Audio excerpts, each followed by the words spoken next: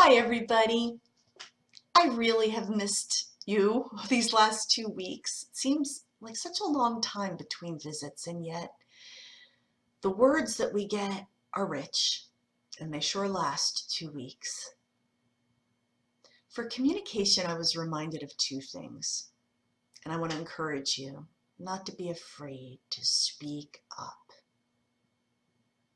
When things lodge in our brain, they fester, they grow mold.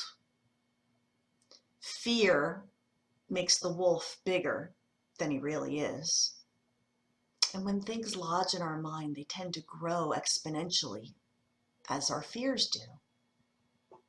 Sometimes just getting them out minimizes their impact and lessens their effect on us.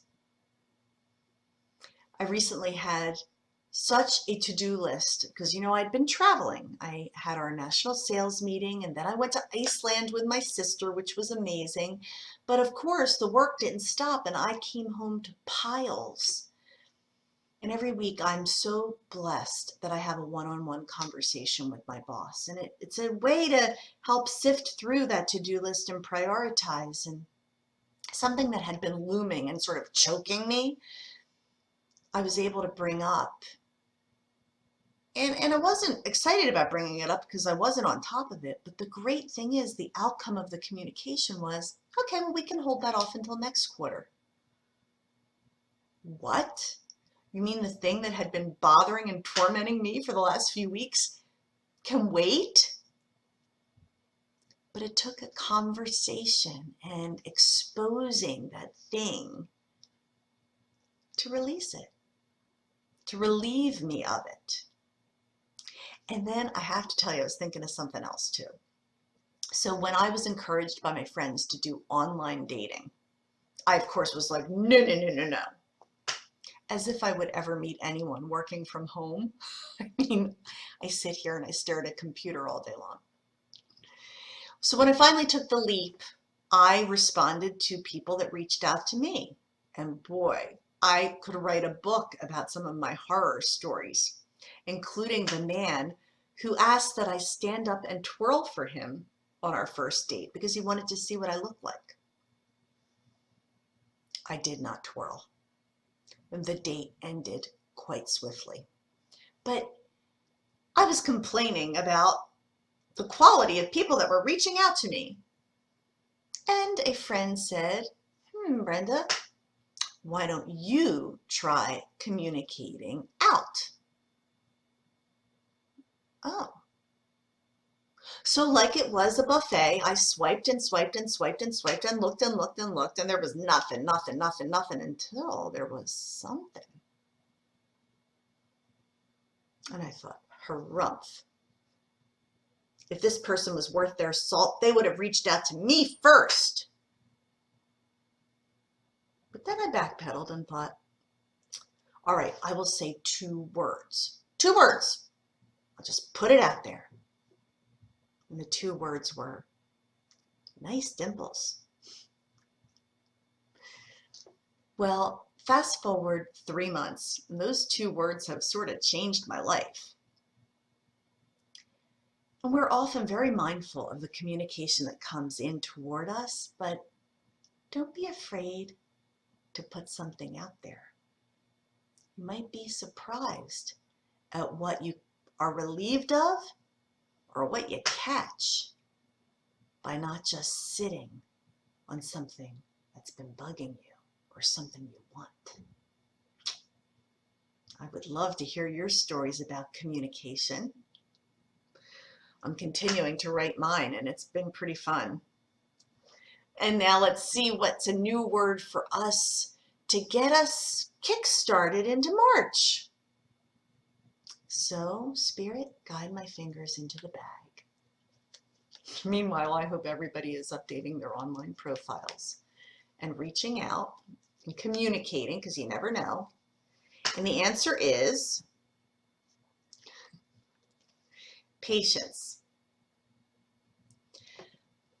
With Valentine's Day in our backyard just last month, and Some people have been waiting a long time for love, and I understand.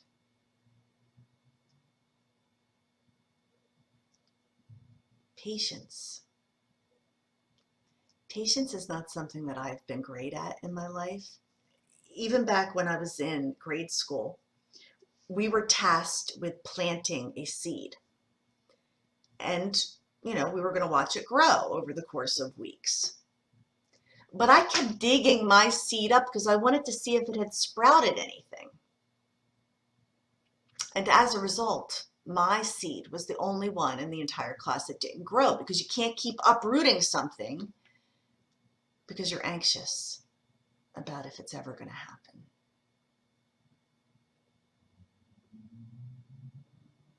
Some of us are anxious about when something is going to happen, including myself. I have some things I really want to do, and I never seem to be able to make the time to do them, and it creates anxiety, and I realize I need to just be patient. There is a flow to life. There is a season for everything. I want to encourage you who are waiting out there. The seasons always change. And if you are in winter, spring is coming. Spring is coming. Be patient. Things that seem all clogged up and impossible right now, with the flow and passage of time, will settle out, and the path will be made clear, and the answer will come. So while it doesn't seem clear or possible, don't let it get to you. Just let it roll. Let it roll and say, my time is coming. My time is coming. And the thing about when you're waiting for something, you can lose the beauty of the present moment. Right now, there are blessings all around us. Things that are working, things that are good. Family or friends or health or job. Pick something. Pick something to be grateful for right now. And embrace it and let it fill your heart and let it make your heart glad. Because when the desire comes, it will be a tree of life in your heart. But don't waste time being sad in the meantime.